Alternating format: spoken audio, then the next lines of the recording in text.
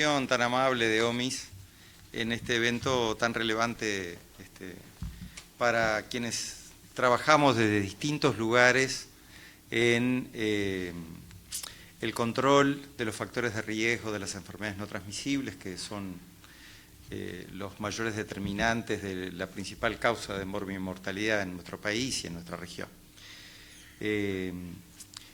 Pero quería compartir con ustedes algunas ideas en esta apertura que creo que le dan como un encuadre muy interesante a este evento, que tiene que ver con una herramienta que la Organización Panamericana de la Salud y la OMS impulsan, que son los impuestos saludables.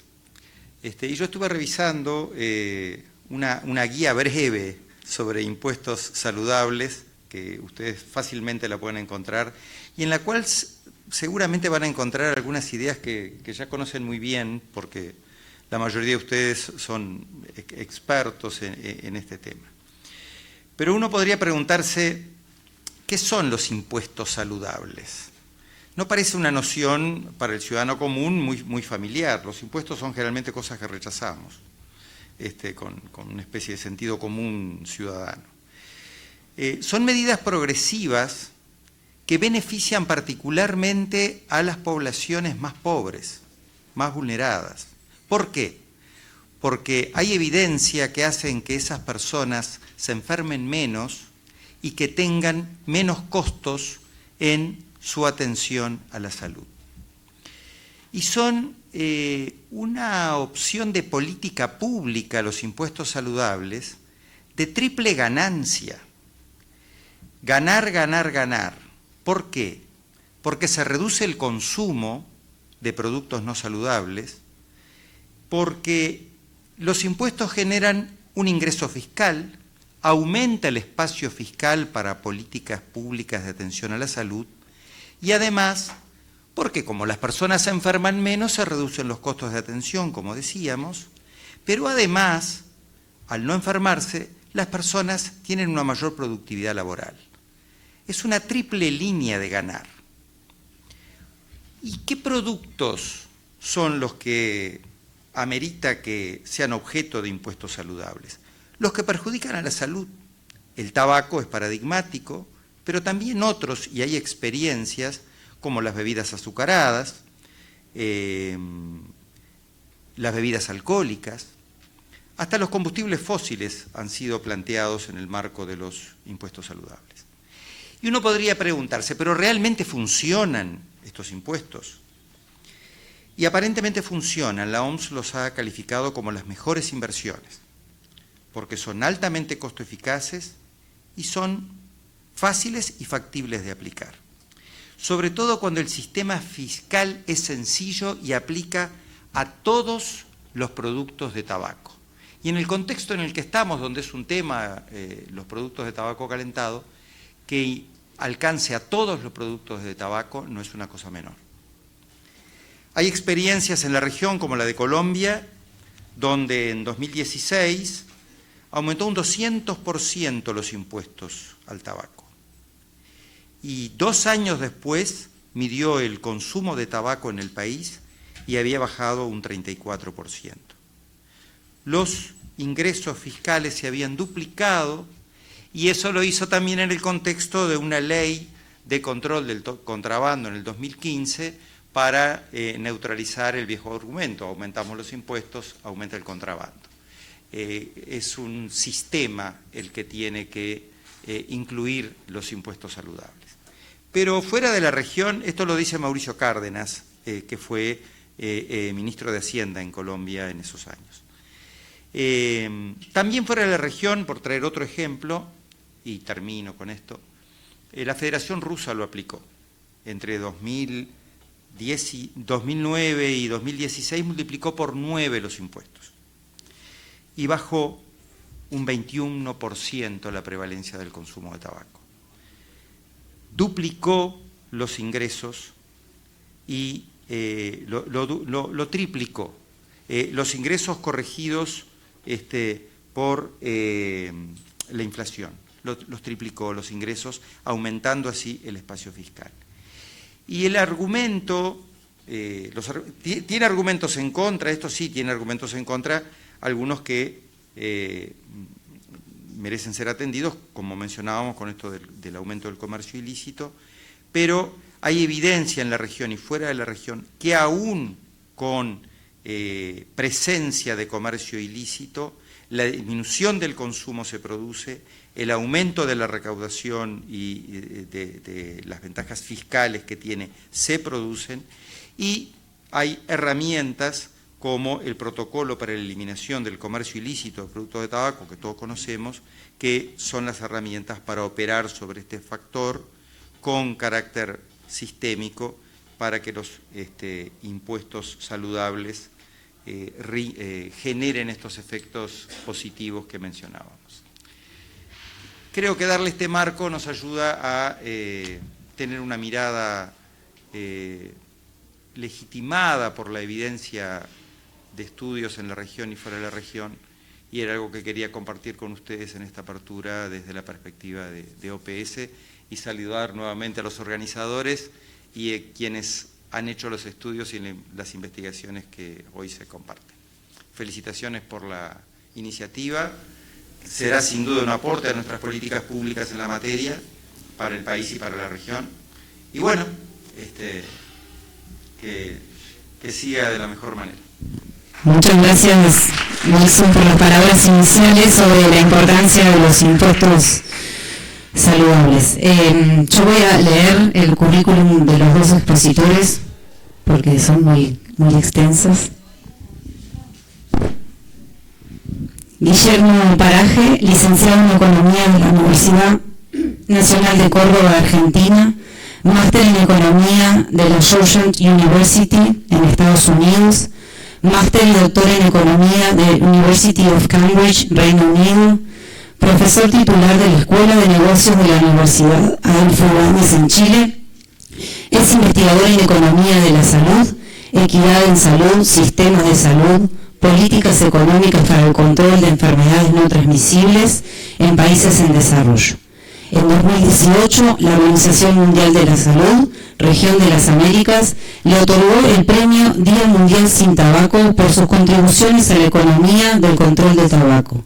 Es miembro internacional distinguido del Comité Consultivo de Evaluación Global del Programa de Investigación Global en Alimentación de la Universidad de North California, Chapel Hill. Es director de Hill Regional sobre impuestos al tabaco, tabaconomía, de la iniciativa Bloomberg para reducir el uso del tabaco. Patricia Triunfo, doctora en Economía de la Universidad de Granada, España, profesora titular, grado 5 con dedicación total, del Departamento de Economía de la Facultad de Ciencias Sociales de la Universidad de la República, docente de Microeconomía y Economía Pública, investigadora en temas de economía de la salud y evaluación de impacto en políticas públicas, producción académica publicada en revistas arbitradas de prestigio internacional, tales como The Lancet, Journal of Health Economics, Economics and Human Biology, Tobacco Control, entre otras. A continuación, le dejaremos con la presentación de Guillermo. Bueno, muchas gracias. Yo en realidad no voy a hacer una presentación, sino que voy a dar unas breves palabras introductorias.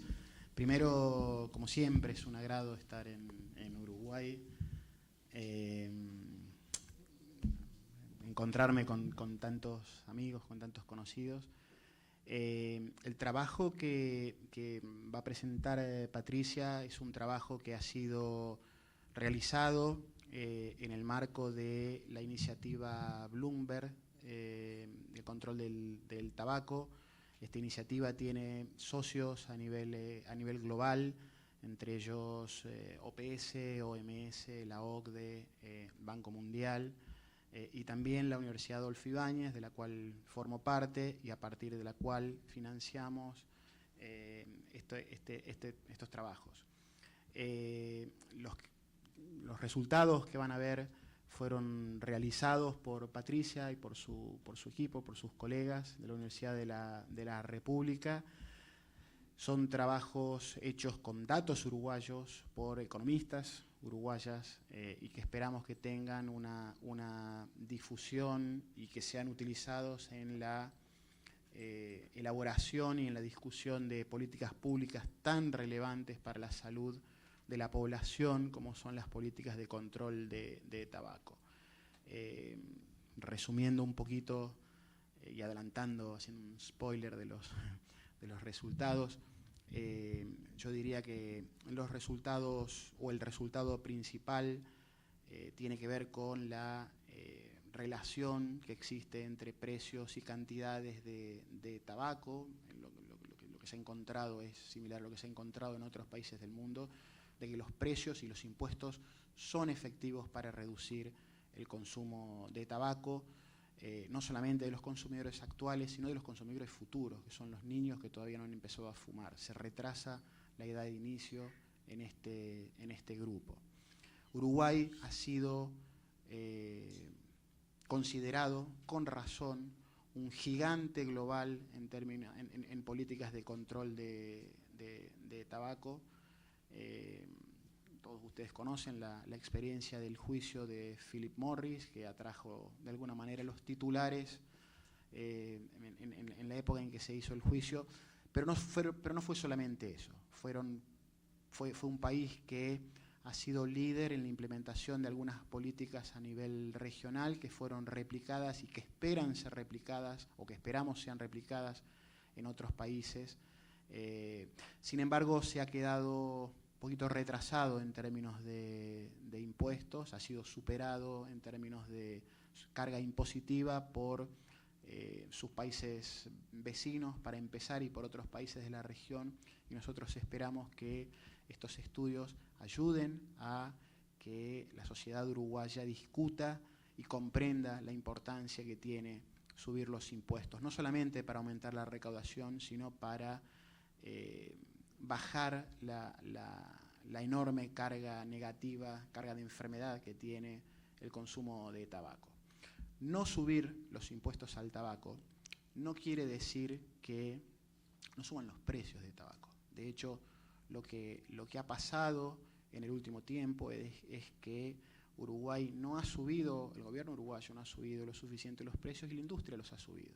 Quiere decir que lo que podría ser rentabilizado por la sociedad uruguaya ha sido rentabilizado por una industria multinacional que enferma y mata a sus consumidores. Entonces, esperemos que se tome conciencia acerca de la importancia de subir estos impuestos y de alguna manera rentabilizar todos los resultados positivos que mencionaba Wilson de esta política. Me gustaría dejar a Patricia que presente los resultados. Gracias. Ya no es necesario, por la introducción de Wilson y de Guillermo, ambos me spoilearon todo. Dijeron una perfecta síntesis de lo que van a ver, pero está bueno que queden enganchados porque en realidad la primera parte lo que voy a hacer es contar un poquito cómo estamos en cuanto a prevalencias, evolución del consumo, etcétera, y después vamos a hacer un cortecito y después les voy a contar los resultados de 4 principales trabajos que hicimos en el marco del proyecto que menciona Guillermo. Pero los dejaste enganchados con todos los resultados. Empezamos. No sé si me escuchan o prefieren... ok. Entonces, gracias. Ok, sí.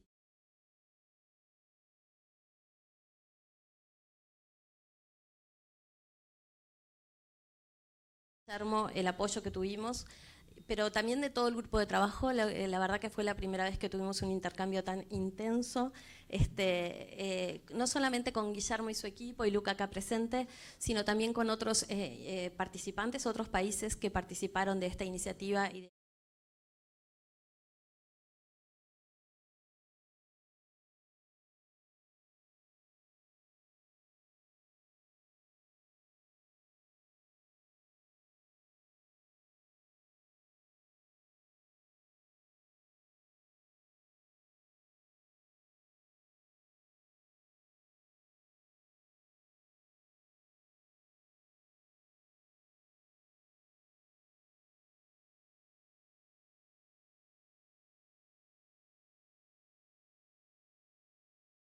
montón de datos que hay recopilados por la Junta Nacional de Drogas, por el Instituto Nacional de Estadística, perdón, por la Dirección General de Impositiva. Digamos, voy a hacer una primera síntesis que espero dure unos 15 minutos. Hacemos un corte y luego les muestro los resultados de los 4 principales trabajos que queremos compartir hoy. Entonces, quizás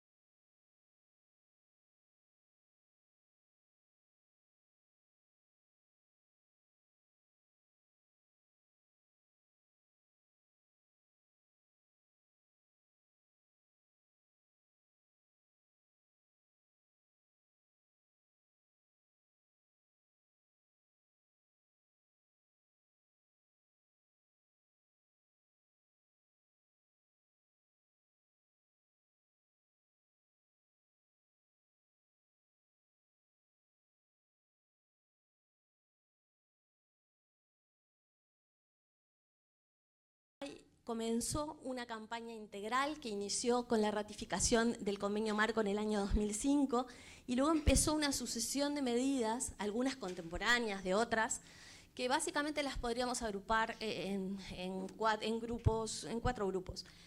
Los espacios libre de humo, que empezaron en el 2006, luego toda una serie de medidas que tuvieron que ver con el empaquetado, ¿sí? Y ahí fue gradual, se fue profundizando, digamos, en las medidas que tenían que ver con el empaquetado. Primero, la prohibición de descriptores engañosos como light, etcétera. Después, la presentación única, que fue algo bastante discutido en el juicio que mencionaba Guillermo. La presentación única que implicaba que cada marca tuviera que adherirse a un solo color, no podía estar más el azul, plata, etcétera. También las imágenes rotativas, que al comienzo eran del 50% y luego pasaron a ser del 80% a partir del 2009, en la parte frontal y dorsal del paquete. Advertencias rotativas con imágenes que también las estudiamos para ver cuáles eran más fuertes para la población, digamos, cuáles asumían que era más riesgoso el producto a la hora de ser consumido. Y en cuanto al paquete, llegamos al año 2019 con lo que llamamos empaquetado plano neutro, que eso también a nivel del departamento hicimos un estudio usando eye tracking, seguimiento ocular para ver qué color era más desagradable, qué tipo de letra, qué tipo de advertencia era más desagradable para el consumidor. Entonces,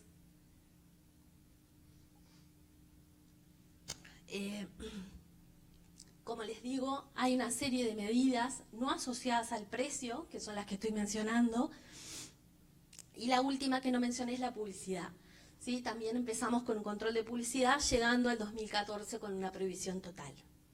Esas serían las no asociadas al precio, pero a su vez tuvimos otras que tienen que ver con temas impositivos. Y creo que acá marqué solo dos que me parecen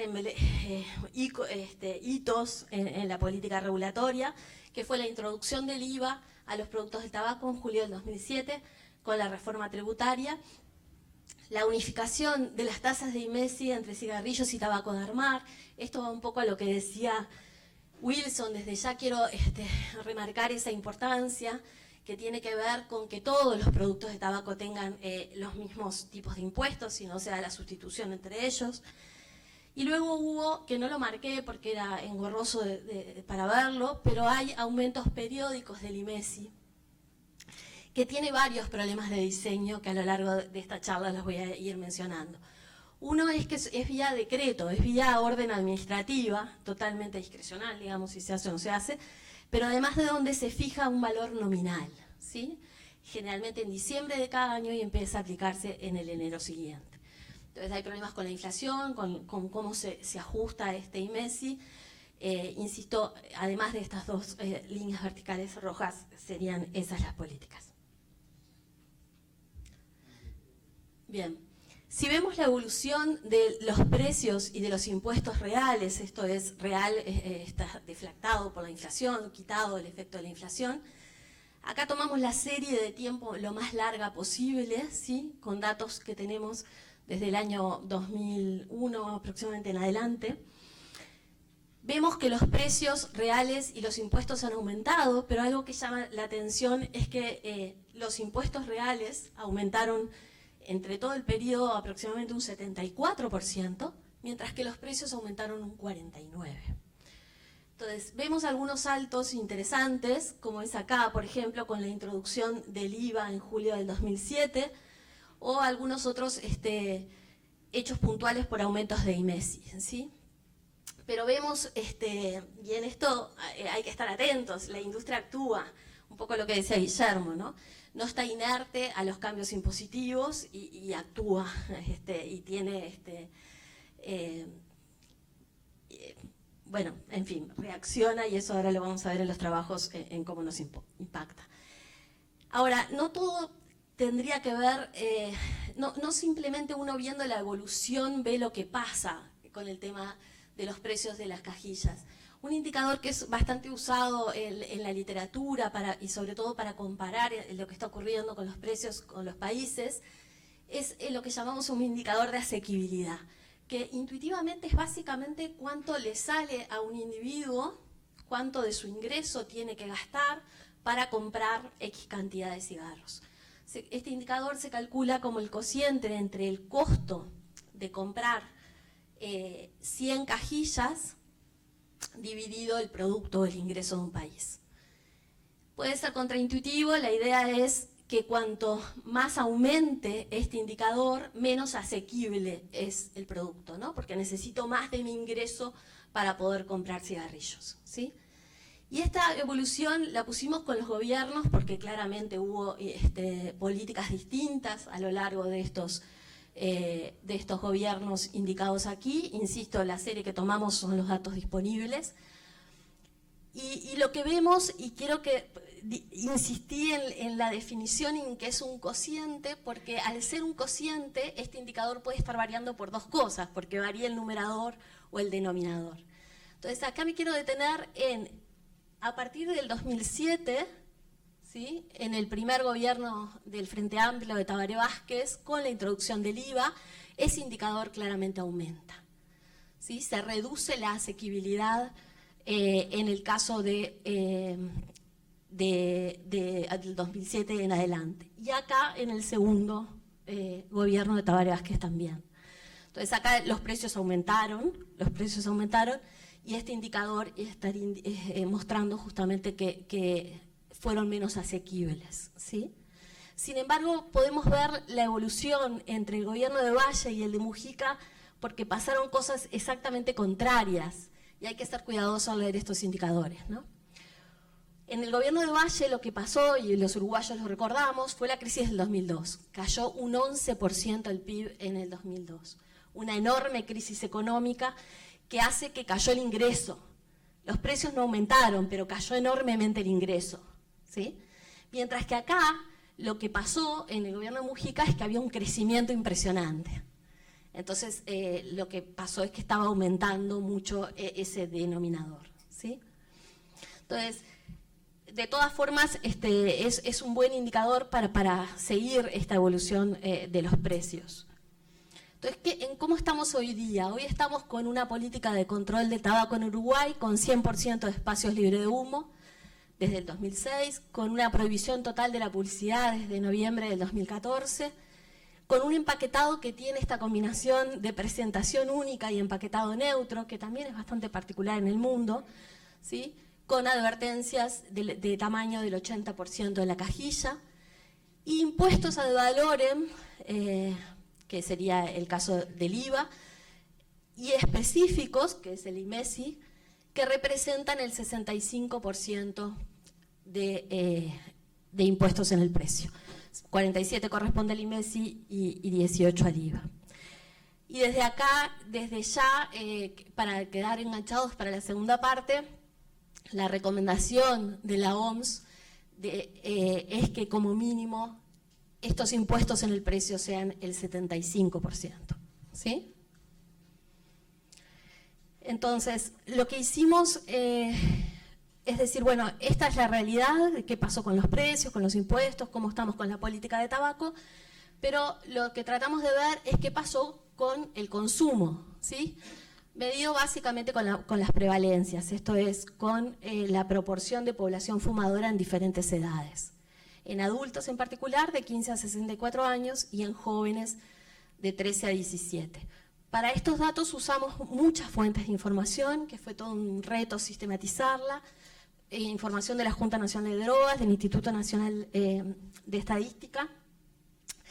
Y lo primero que vemos es que la prevalencia cayó en adultos. Gracias. La prevalencia cayó en adultos. Estos rayitas verticales son los intervalos de confianza en 95%, ¿sí? Pero lo que estamos viendo es que cayó en promedio en este periodo que tenemos disponible en base a las encuestas de la Junta, que es desde el 2006 al 2018 la última, cayó un 33% aproximadamente, ¿sí? Ahora, si analizamos por sexo, lo que vemos es que sistemáticamente la prevalencia de los hombres era mayor que la de las mujeres, ¿sí? Y de hecho los hombres han tenido una mayor caída en la prevalencia que las mujeres, pero si ven acá en la última encuesta disponible, los intervalos se solapan. Esto es, ya no hay diferencias significativas entre hombres y mujeres, ¿sí? Y acá surge el primer grupo que quiero que recordemos, las mujeres. Han tenido menor reducción que el promedio de la población y un comportamiento bien diferente a los hombres.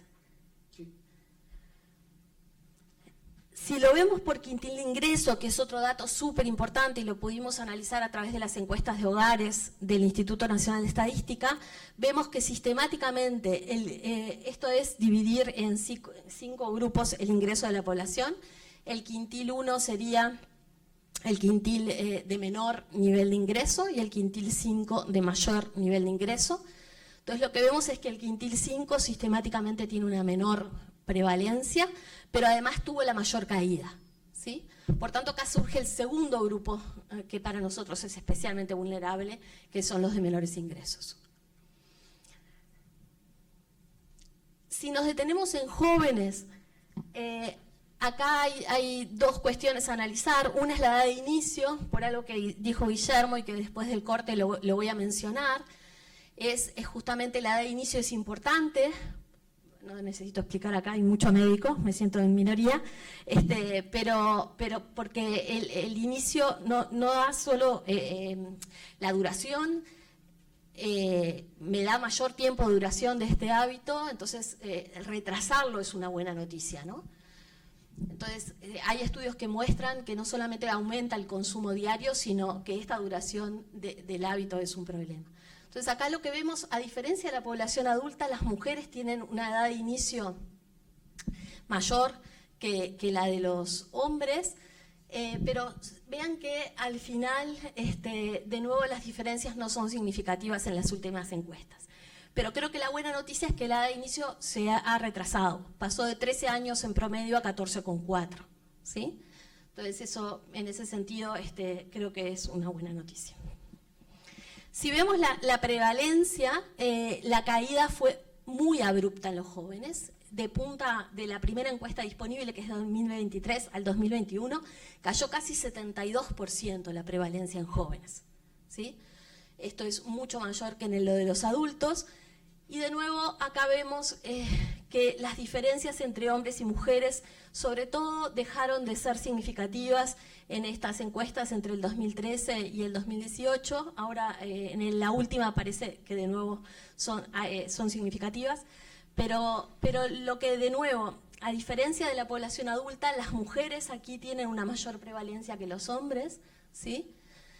Y insisto, hay años en donde no observamos diferencias entre sexos. Entonces, hicimos otros estudios, que no los voy a presentar acá, sobre el tratar de demostrar lo que los economistas llamamos la causalidad, ¿no? Por el determinar que directamente las políticas de control han provocado estas buenas cosas, como reducir la prevalencia, aumentar la de inicio. Hay un par de artículos que yo quiero mucho, uno he hecho con la gente, Ana que está acá, Beatriz, no vino Wilson, una pena, pero digamos, estudios que hicimos que mostraban cómo Uruguay, usando grupos de control como Chile y Argentina, países que no habían tenido política de control, Uruguay había logrado bajar estas tasas y por tanto lograr atribuir causalidad, ¿sí? Y luego también estudiamos otro grupo bien interesante que fue las mujeres embarazadas. También logramos mostrar que estas políticas fueron efectivas para aumentar la cesación en las embarazadas y aumentar el peso al nacer en los niños. Pero lo que vamos a mostrarles hoy son justamente cómo lo podemos mejorar esta política estando en una etapa con indicadores relativamente óptimos para la OMS en algunos ámbitos, como por ejemplo espacios libres de humo, la publicidad, etcétera, pero no en impuestos. Entonces, lo que decía Guillermo, hay espacio, Uruguay ha quedado rezagado y hay espacio para aumentar impuestos. Entonces, lo que vamos a hacer después del PUGOBORTE es mostrarles cómo ese aumento de impuestos podría reducir aún más estas prevalencias. ¿Sí? Entonces, los invito a quedarse y seguimos en... Ahí va.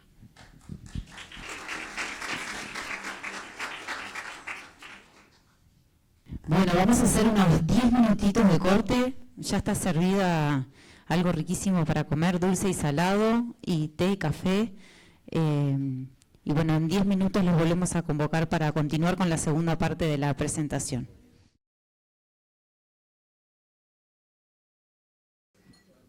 Bien, ahora sí, Patricia, cuando quieras. Gracias. Entonces, lo prometido, ¿sí? Lo que les vamos a presentar son básicamente 4 grandes estudios que tratamos de agrupar. En primer lugar, estimamos la demanda de cigarrillos de origen legal, a esto me refiero los cigarrillos registrados para la recaudación de INMESI de la Dirección General de Impositiva. Perdón, yo no me puedo mover tanto, perdón. ¿Sí? Lo que hicimos allí es tratar de estimar lo que los economistas llamamos elasticidad, pero voy a tratar de ser muy intuitiva transmitiendo todos los conceptos. La idea es ver cuán sensible es la demanda de cigarrillos legales ante aumentos de precios. Es simplemente ver eso, la sensibilidad, el grado de respuesta ante aumentos del precio, pero de la demanda concretamente de cigarrillos legales. Luego, en base a esos datos que necesitábamos, hay estudios previos, que aprovecho, hay acá algún coautor como Ramos, hay estudios previos, lo que hicimos fue trabajar con series más largas de tiempo, que ahora las voy a detallar, y sobre todo series mensuales que nos dieron una potencia adicional. Pero en base a esos datos, lo que luego hicimos fue esta simulación tributaria de calcular diferentes aumentos de la base específica del INMESI para llegar a ese 2028 que nos lo pusimos como meta, llegar a ese 2028 con la recomendación mínima de la OMS que les mencionaba antes del 75% de impuestos en el precio. Luego hicimos lo mismo, estimar la demanda, pero ahora sí para el total de cigarrillos, lo que podríamos llamar origen legal e ilegal, porque los datos que tomamos fueron de encuestas de gastos, que son encuestas que las dos últimas son recogidas por el INE. Trabajamos con la última porque lamentablemente la anterior no la pudimos usar todavía, pero espero que el INE lo solucione. Pero usamos la encuesta de gastos e ingresos del año 2016-2017, que se hizo el trabajo de campo, es la última disponible, y allí estimamos, insisto, lo mismo, esa sensibilidad de la demanda, pero aquí total, ¿sí?, por cualquier origen, ante aumentos del precio. Y luego voy a presentar, por generosidad de Guillermo, que fue tutor de Pablo, que usó datos que le brindamos de la Junta Nacional de Drogas, de nuevo, la sensibilidad, el grado de respuesta, pero el inicio de fumar de los jóvenes. Cómo influye aumentos de precios al momento de iniciar el consumo, ¿sí? Entonces son los 4 grandes trabajos que les quiero presentar. Entonces, esto funciona para mí que es un tema de pila, que funciona 2 veces y ya. Bien, entonces el primer trabajo, les decía, lo que hace es análisis de series temporales. La particularidad es que trabajamos con datos mensuales que tuvimos disponibles de marzo del 97 a junio del año 22. Y aquí lo que hicimos fue estimar esa relación entre el consumo de cigarrillos de origen legal, insisto, registrado por la Dirección General Impositiva, y el precio.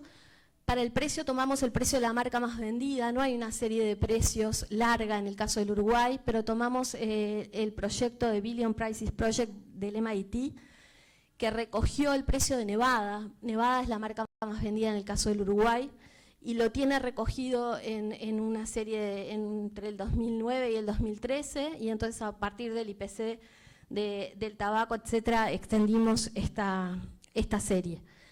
Luego calculamos el ingreso real per cápita mensual a través de las encuestas continuas de hogares del INE, del Instituto Nacional de Estadística, y la ventaja de trabajar con datos mensuales fue que pudimos controlar, a diferencia de los trabajos de antecedentes que teníamos de esto para Uruguay, por diferentes políticas de control de tabaco. En concreto, de las que mencioné hoy en el eje temporal, controlamos por estas. Muchas, si recuerdan, y por eso me gustaba mostrar ese eje temporal, muchas son contemporáneas, entonces no es posible especificarlas todas, pero sí especificamos a partir de marzo del 2006 espacios de libres de humo, a partir de julio del 2007 la incorporación del IVA, a partir de febrero del 2009 la presentación única, que tuvo esta cosa de que tenían que elegir el color, etcétera, la industria, la prohibición total de publicidad a partir de noviembre del 2014, el empaquetado neutro a partir de mayo del 2019, y luego especificamos dos crisis, una económica por lo severa que fue, todos los uruguayos nos acordamos de esto, en el 2002, que en realidad siguió hasta el 2003, y la del COVID, que viendo los casos y eso lo controlamos entre abril del 2020 y junio del 2021. El efecto de uno esperado es que esto tenga un impacto negativo en el consumo, si la política funciona, que haya un efecto negativo de la crisis por un tema de efecto ingreso, ¿sí? Ahora, el efecto del COVID ya es un poco más incierto, ¿sí?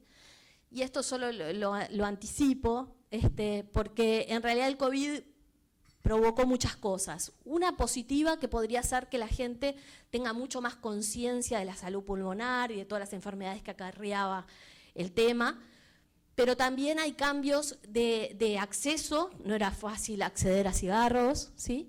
Pero también puede generar ansiedad, puede generar cambios en las pautas de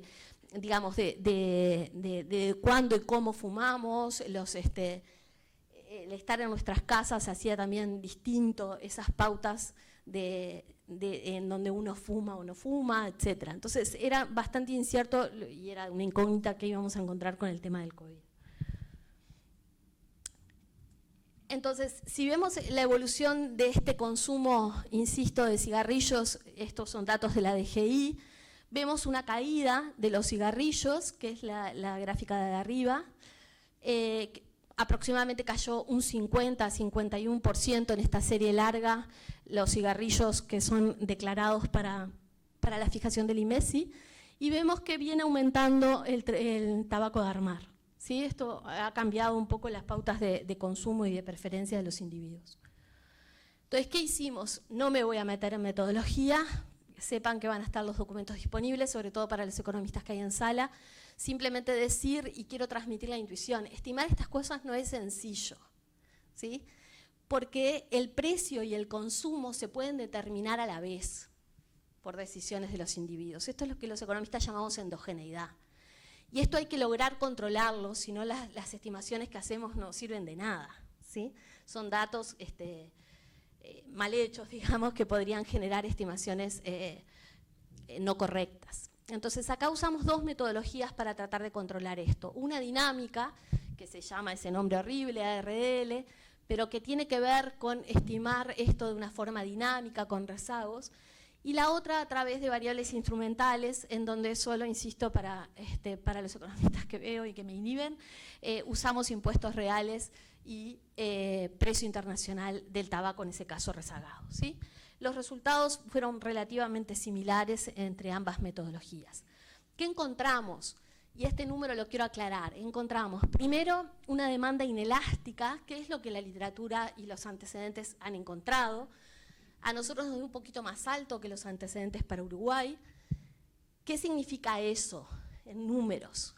Que si yo aumentara un 10% los precios, el consumo caería entre un 7 y un 6%.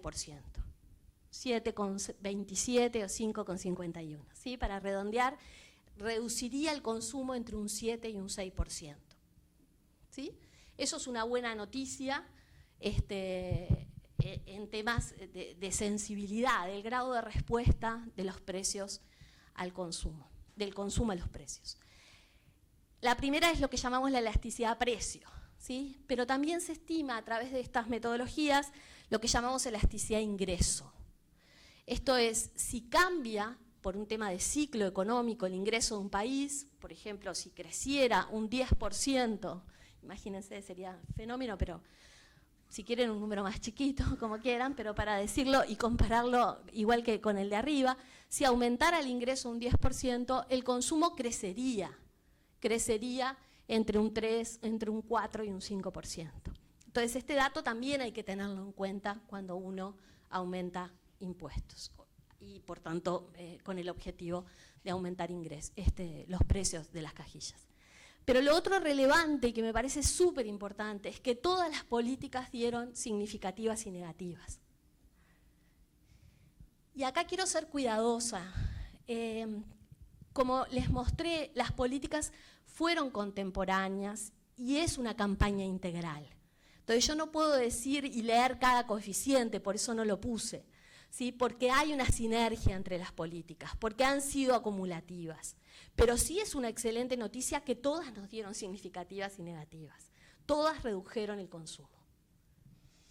Entonces, en base a esto, lo que hicimos fue simular, tratando de fijarnos este objetivo como meta, alcanzar esta recomendación mínima de la Organización Mundial de la Salud de que los impuestos sean un 75% del precio, que si recuerdan la primera parte, Uruguay estamos en el 65%. ¿Sí? Esto también, no me voy a meter en la metodología, pero tuvimos que hacer una serie de supuestos. Primero, considerar esas elasticidades precio-ingreso que les acabo de mencionar. En segundo lugar, proyecciones para adelante, porque estoy simulando futuro, ¿sí? Entonces tomamos proyecciones de inflación y crecimiento y en este caso tomamos las del Fondo Monetario Internacional. Íbamos a hacer diferentes análisis de sensibilidad, pero consultar están cambiando continuamente las proyecciones, entonces optamos por tomarlas del fondo.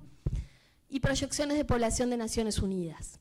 Y acá supusimos, y esto puede ser discutible, después del café si quieren lo discutimos, supusimos cierta reacción de la industria, ¿sí? Porque para hacer esto es lo que necesitamos, entonces supusimos que trasladan el 100% de impuestos a precios y supusimos que el costo y el margen que tiene es el actual, ¿sí? Entonces tomamos la actualidad como una base, como una foto y supusimos que va a mantener ese comportamiento. Esto es discutible y podemos hacer análisis de sensibilidad en el futuro. ¿Qué encontramos? Y acá les voy a agrupar los resultados en dos, yo diría en dos grandes objetivos. Uno, el de salud pública y el primero, ¿no? Y después también el fiscal. Pero el primero, si vemos, la población de la población fumadora cae.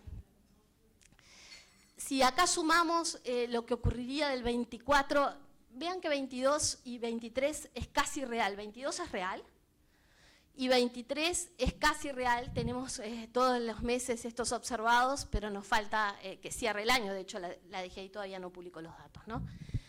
Pero entonces lo que me importa que nos concentremos es del 24 al 28, en los próximos 5 años, ¿sí?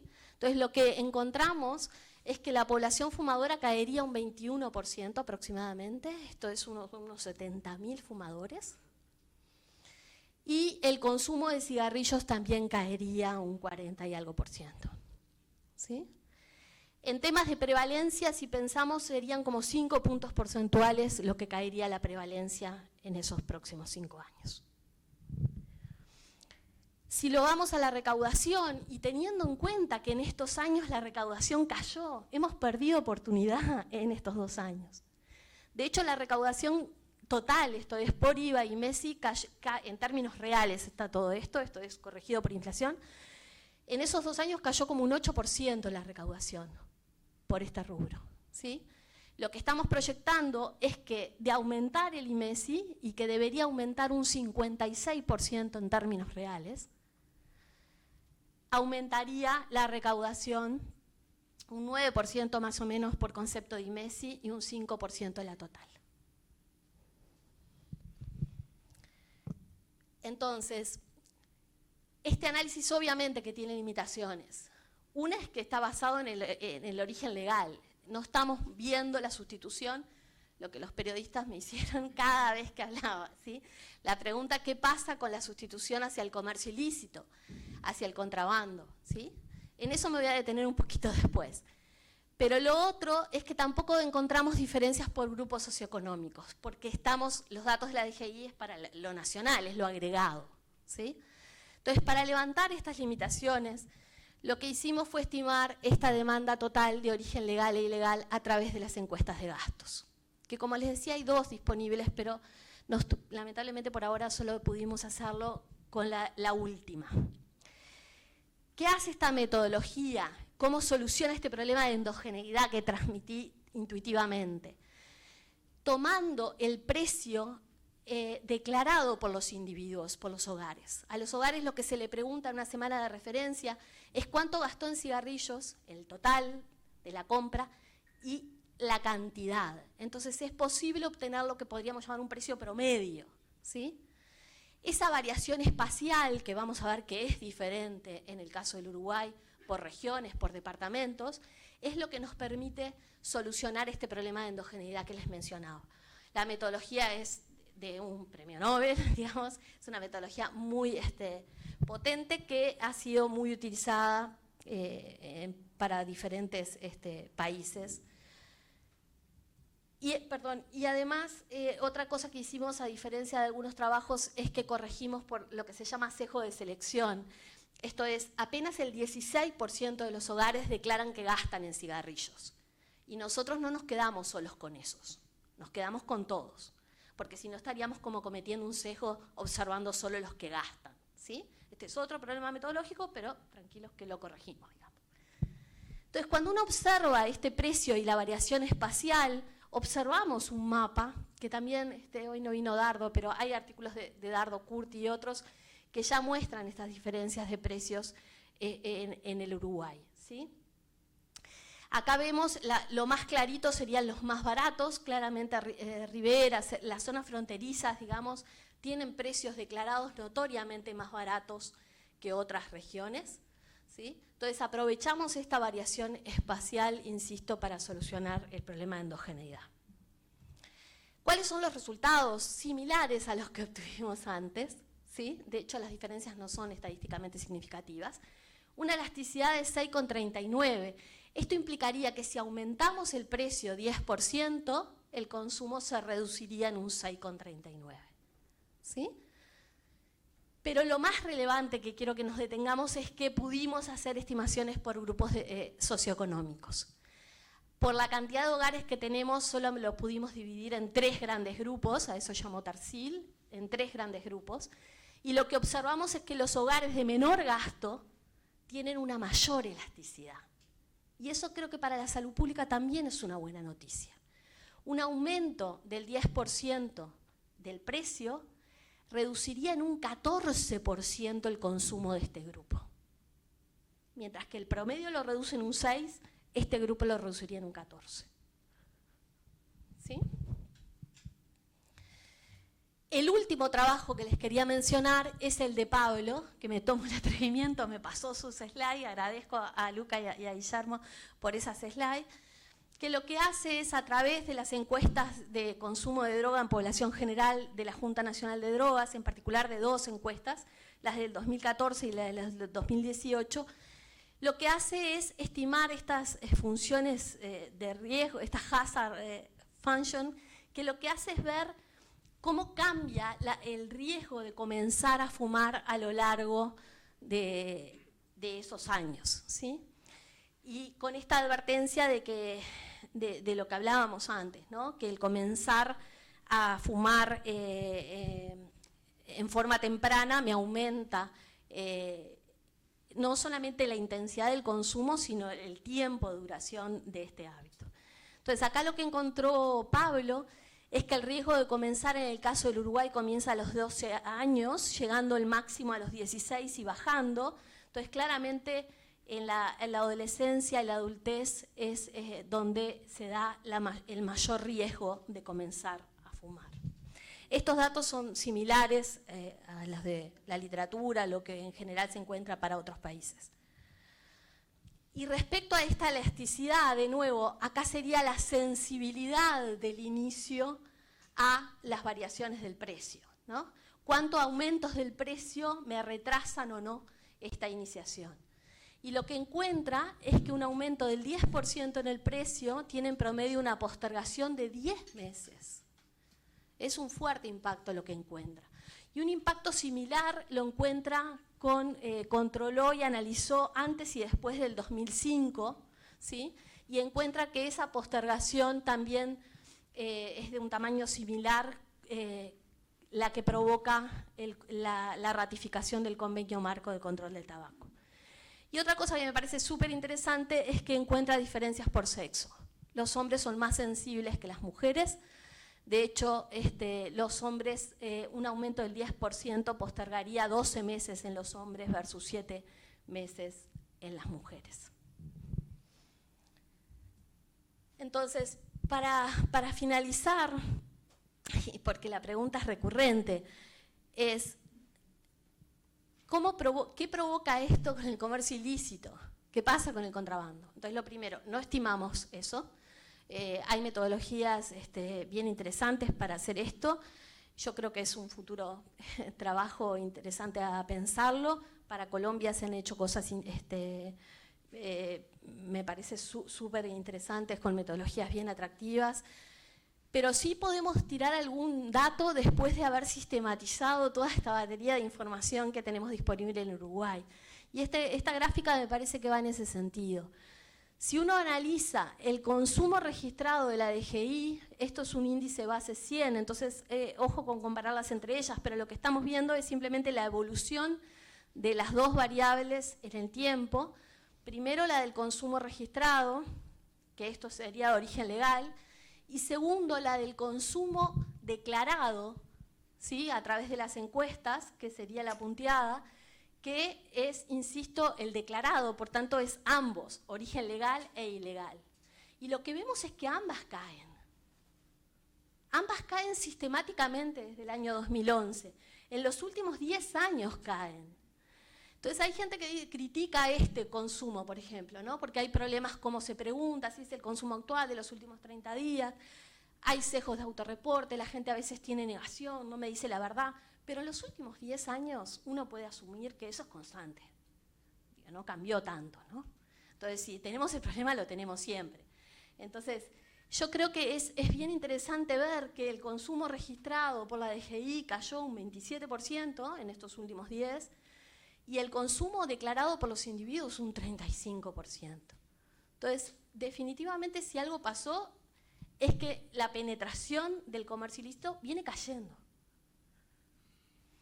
Acá necesito citar, aunque a Diego no le guste, las únicas estimaciones que existen es de Euromonitor, ¿sí? Que en general es una fuente de la industria, que para que tengan una idea, en este periodo dice que aumentó un 54% el contrabando. Entonces, eso definitivamente no se condice con este gráfico, ¿no? No puedo decir exactamente un número, insisto, porque no lo estimamos, pero no se condice con este gráfico. Entonces, para finalizar y para sistematizar un poquito todo lo que hemos venido comentando, ¿cómo profundizar la política de control de tabaco? Lo primero, porque vengo de la academia y porque tengo una cruzada con esto, es mejoremos los sistemas de información. Compartamos la información en forma libre, oportuna y de calidad. Estamos teniendo problemas serios de acceso, sobre todo con el Ministerio de Salud Pública, ¿sí? Pero en general, creo que hay un problema de cuando el dato no se da en forma oportuna, nos enteramos a veces 2 años después del dato, estamos como corriéndola siempre de atrás, ¿no? Entonces, y además demoramos mucho los investigadores, un trabajo que capaz que no se percibe hoy, de lo que fue sistematizar todas estas encuestas de la Junta, del INE, de la DGI, para poder trabajar con datos de calidad.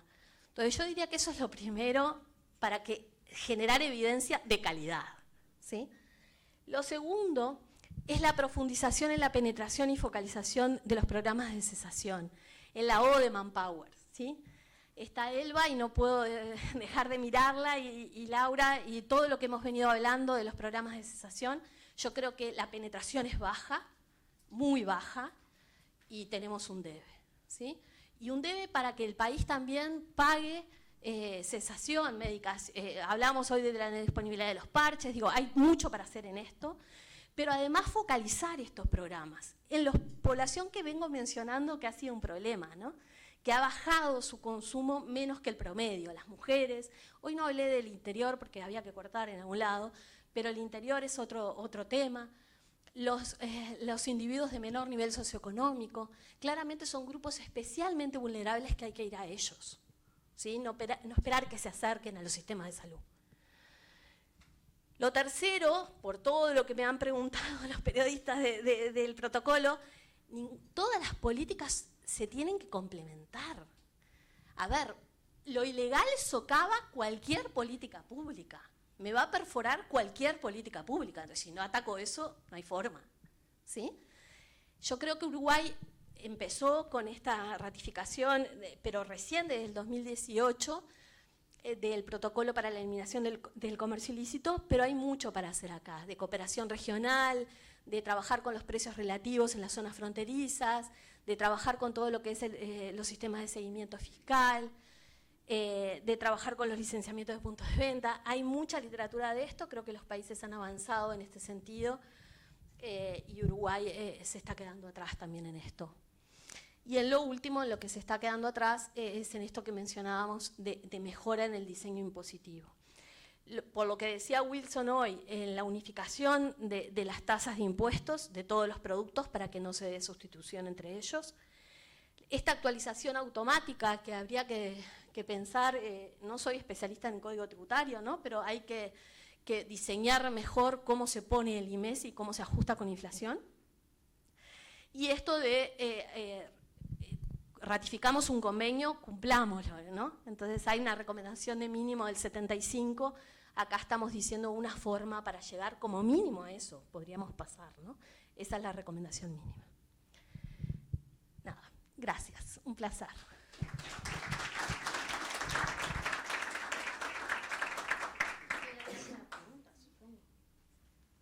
Bien, tenemos unos minutitos por si alguien quiere hacer preguntas a Patricia.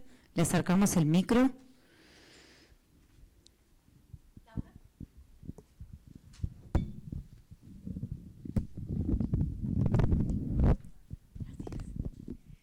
Bueno, primero, Laura Yambí, Hospital de Clínicas, Universidad de la República. Primero, felicitarte, Patricia, a vos y a tu equipo por estos trabajos, por más que es uno, tiene una cantidad de subtrabajos o subproductos que creo que van a ser fundamentales para la toma de decisiones. Preguntarte 3 cosas y pido respuesta paramédica. En la gráfica que mostrás, disminución de prevalencia de consumo a partir de la simulación del 24 en adelante, vimos que la barra del 2024 era bien profunda respecto a los años siguientes. Si eso tiene que ver con que en los años siguientes quedarían menos fumadores, intuitivamente pensé eso, pero ¿cuál sería como la interpretación de ustedes como investigadores? Gracias. No, sí, lo que pasa es que acá... Esa misma. Acá empezamos con el 65%. Empezamos con el 65% de impuestos TMP, es impuestos en el total del precio, y lo fuimos aumentando gradualmente, de a 2%, para no hacer cambios. Digo, Guillermo en un momento dijo, ¿por qué no abrupto al 24, el 75 y ya? Imagínate si esto cuesta, nos pareció que había que ser menos ambicioso. Entonces, todo es consecuencia, yo diría, de lo primero, de que lo fuimos aumentando de a 2%. Entonces, como veníamos en un nivel bajo, hay un salto ahí, pero luego se va ajustando. Pero lo que calibramos fue el aumento de arriba del T sobre P, de los impuestos en el precio. Pero gracias por estar súper atenta. Y las otras 2 acotaciones, si valdría la pena, mirando los parámetros de ajuste o de control que tomaste las diferentes políticas para despejar y que esto se debiera la simulación a lo impositivo, vi que tomaste empaquetado neutro como mayo del 2019 y después de las sucesivas prórrogas la implementación efectiva fue febrero del 20, si valdría la pena ver eso no podemos. o no. Bien. Perdemos, son datos mensuales, pero igual en realidad las series que usamos acá, porque en el momento que empezamos esto la DGI todavía no había publicado todo, teníamos hasta octubre del 22. Entonces nos quedan muy poquitos meses después. y muchas otras que quisimos controlar, la verdad que no nos da la capacidad del modelo para diferenciarlas. Por esto que digo de que la campaña es integral y contemporánea en muchas de las medidas. Pero sí, perdón, esto titular nomás. En el de población embarazada, que seguro que es un artículo porque es viejo, del 2015, pero que publicamos en el Journal of Health Economics, ahí logramos diferenciar un poco más, porque teníamos el calendario de la mujer embarazada por semana. Entonces logramos identificar y separar un poco más las políticas. Acá no podemos. Bien, y la última, también recordando el artículo que publicaron ustedes en Lancet, de ver cómo cada una de las políticas tenía impacto, creo que como un subproducto también de este precioso trabajo, tener el dato de cuánto impactó solo empaquetado neutro es un dato que no conocemos en el país y que si de esto puede salir algún outcome de eso sería espectacular. No se puede porque además, esto que yo mencioné como sinergia, que no sé cómo llamarlo, vos venís con un empaquetado neutro, pero después de toda la batería expuesta. Entonces, ¿cómo desentrañar y separar ese efecto metodológicamente? Yo te diría que es casi imposible. Perdón, cuando uno diseña políticas, ojalá, no sé cuánto nivel de político acá, que hacedor, así que tenga el poder, ojalá podamos diseñar políticas para poder ser evaluadas. Pero es que no, a veces, digo, la agenda y los tiempos te llevan por otro lado. Entonces, en este caso, se empezó como con todo, no lo discuto, pero la capacidad de evaluación posterior es difícil. Patricia, tenemos 2 personas más con preguntas. Sí.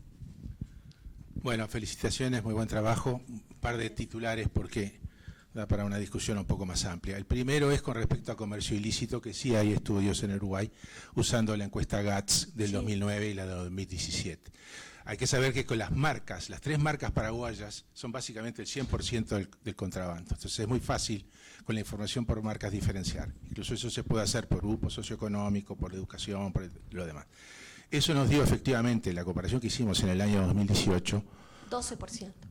Sí, entre 12 y 13%. Es decir, que ahí tenemos un buen punto de partida de que no hubo cambios. La encuesta GATS es un instrumento muy importante para eso, ¿verdad?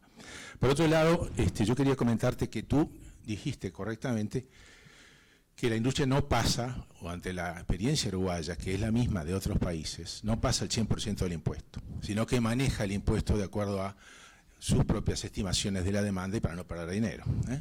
Precio por cantidad, ellos quieren optimizar el ingreso total. Entonces, la evidencia en Uruguay no es que se traslada al 100%, como no es en la mayoría de los países, que fue lo que tú pusiste como estimación en la simulación.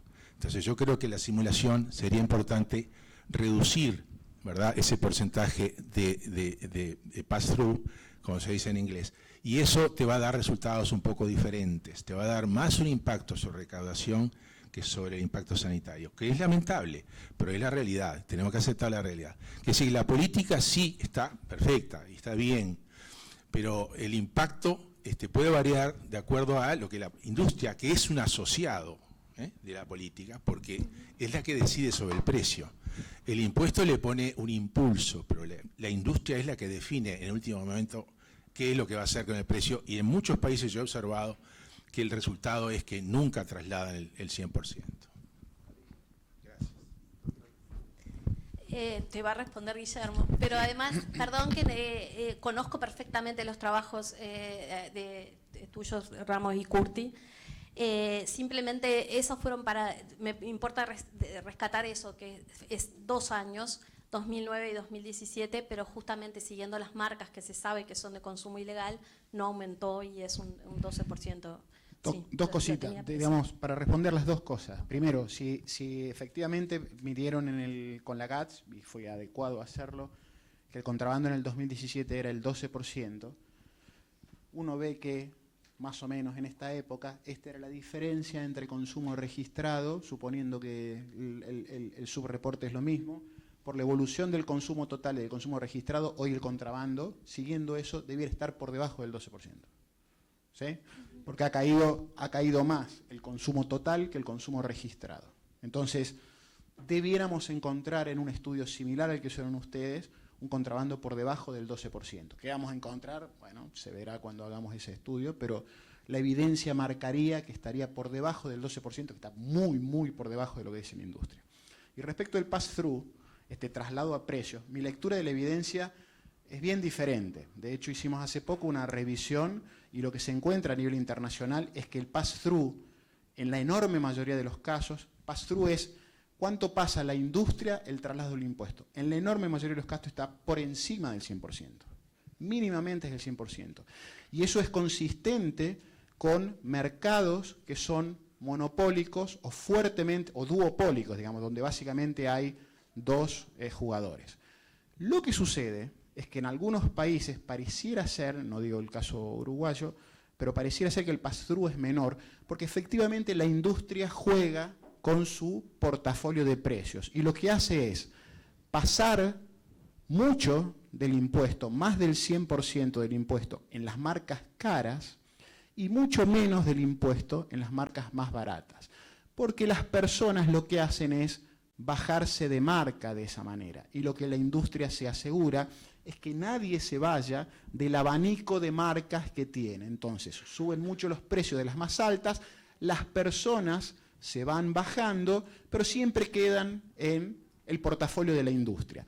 Suben menos las marcas más baratas, de forma tal de que esas personas no dejen de consumir esos productos. Ahora, en promedio, cuando uno considera el pass-through, el traslado a precios del precio ponderado de ese portafolio, lo que la evidencia muestra, al menos mi lectura de la evidencia, es que el pass-through es por lo menos el 100% y muy frecuentemente está por encima del 100%. Y acá en la región les puedo pasar el caso de Chile fue así, Colombia fue así, entiendo que Perú fue así por un trabajo que hizo hace poco el GRADE en Perú.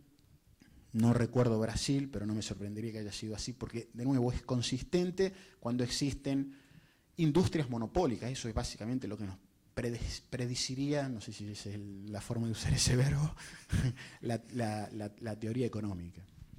Bien, 2 preguntitas más. Sí, felicitaciones por el estudio. Voy a resaltar alguna cosa y hacer algún comentario. Uno que bueno, es bueno haber encontrado la elasticidad de 1.3 en las personas de menos ingreso, porque la evidencia, y cuando Dardo hacía los estudios, nos mostraba que prácticamente era el doble en poblaciones de los quintiles más bajos que en los quintiles más altos, es decir, estaba más cercano al 30% en los más pobres y más cercano al 10% en los de mejor nivel socioeconómico. Tenemos una inequidad que no hemos logrado resolver en todo este tiempo, y esto avala que aumentar los impuestos es una medida importante. La segunda cosa, que tú la mencionaste, pero me parece muy importante, y eso es de las cosas que más me gustó cuando Dardo las estudiaba, era identificar que el ingreso de los hogares, la plata en el bolsillo de los uruguayos, según él, era el factor más fuerte para determinar el consumo. Él lo había estudiado y me había hecho lo que era el factor más fuerte. Cuando tenía menos plata fumaban menos, cuando tenían más plata fumaban más. Independientemente de lo que hiciera, eso era una relación. Y voy al caso de la etapa de Mujica, que fue muy claro. Teníamos mucha más plata, no se aumentaron los impuestos y no se disparó el consumo. No mejoramos mucho el descenso en ese momento, pero a lo que voy, y es lo que tú estás insistiendo, la sinergia entre las políticas públicas. Si hay algo que tenemos que sentirnos orgullosos los uruguayos es de haberse sabido mantener las políticas públicas, porque si no hubiera sido así, en ese periodo que tú estás mostrando del cambio que se hicieron mucho más asequibles los productos, debería haber aumentado, y Dardo lo estimó, hasta un 30% el consumo en ese momento. Y no ocurrió porque estaba en eso. Y termino con un pedido especial.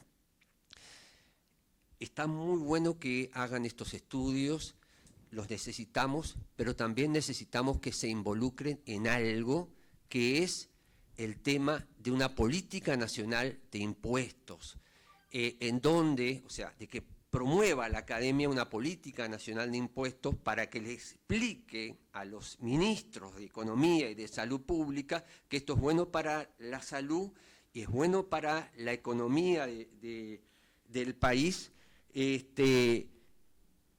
y que yo sé que esto que voy a decir es como pegarle a la madre de los economistas y todo esto, pero busquen la forma de que el aumento de recaudación se pueda asignar, aunque sea un 1% a salud y, por ejemplo, ayudar a las personas a dejar de fumar. Un 1% nada más. Gracias. Eduardo, estoy de acuerdo, pero es algo político, no económico, ¿no? Empieza por alguien que... Lo sabemos todos, los economistas, esto digo, pasamos por la misma facultad. Yo creo que hay cuestiones que son políticas, que lamentable, pero por eso me parece súper importante estos encuentros, ¿no? Y por eso la prensa, y por eso me parece que hay que difundir y hablar y llover sobre mojado. Es eso. Tenemos una última intervención. ¿Qué tal? Bueno, felicitaciones por el trabajo, que ha reforzado varios de las sospechas y conocimientos que teníamos sobre los resultados. Una cosa que marcaste respecto a al diseño de la política impositiva, que es importante, es que sería fundamental tratar de sacarle la discrecionalidad a los gobiernos de turno para fijar el aumento. Sí. Se vio ahí en el periodo de Mujica, no se aumentó durante 5 años el impuesto, bajó la asequibilidad, aumentó la asequibilidad y el consumo volvió a aumentar. Luego, pues, el gobierno Tabaré vuelve a aumentar los impuestos, vuelve a bajar el consumo y ahora estamos en un periodo ahí que se está aumentando lo mínimo de inflación posible. Hay años que aumentó un puntito arriba, un puntito abajo, pero bueno, el efecto es que el consumo ha disminuido muy poco, ha estado estancado.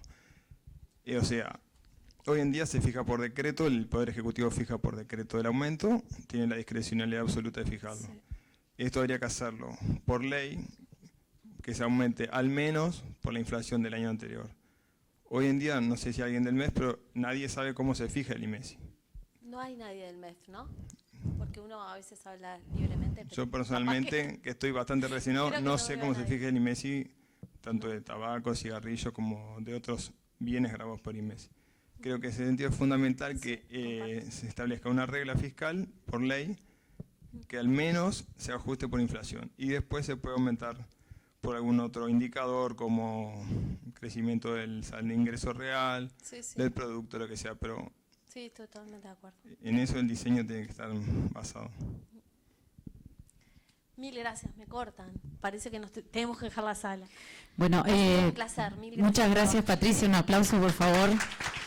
Para dar cierre a la jornada de hoy, le vamos a pedir a Diego Rodríguez que va a dar, así como Wilson dio las palabras iniciales, Diego va a dar las palabras finales. No, además, en particular para agradecer. Con el Día Inhóspito, sé que la mayoría hizo el esfuerzo de venir.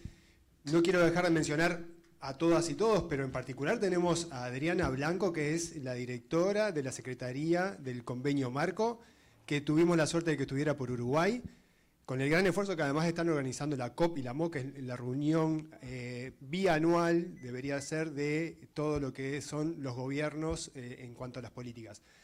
La doctora Sandra Peña, que además es la actual directora del Programa Nacional de Control de Tabaco, pero a su vez rescatar la continuidad de las cosas.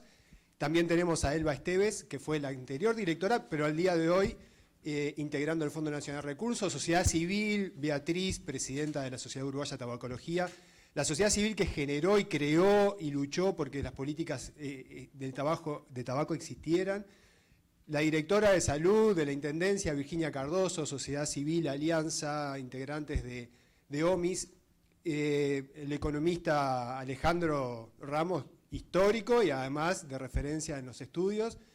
Y voy a cerrar, bueno, el equipo de investigación de Uruguay, en conjunto con Patricia, que ya nos mencionó, Mariana, Zuleika y Cecilia, Y bueno, me parece que no fue... Bueno, el equipo de comunicación de Sociedad Civil, la Comisión Honoraria de Lucha contra el Cáncer, no quería dejar de mencionarlos, y Laura Jambí, que se sentó allá al fondo, pero es la referencia a la docente grado 5 de la Facultad de Medicina, de la Policlínica del Hospital de Clínicas, donde durante todos estos años han mantenido una política de cesación, y es la policlínica que ha funcionado de forma constante a pesar de los diferentes momentos en el tiempo. Laura, gracias por estar, y bueno, creo que más nada. Quienes quieran quedarse a conversar, charlar, tenemos café, agua para poder estar un rato si queremos intercambiar sobre lo expresado. Estamos pasados de hora, así que muchas gracias por venir y por el esfuerzo por el día de hoy. Gracias.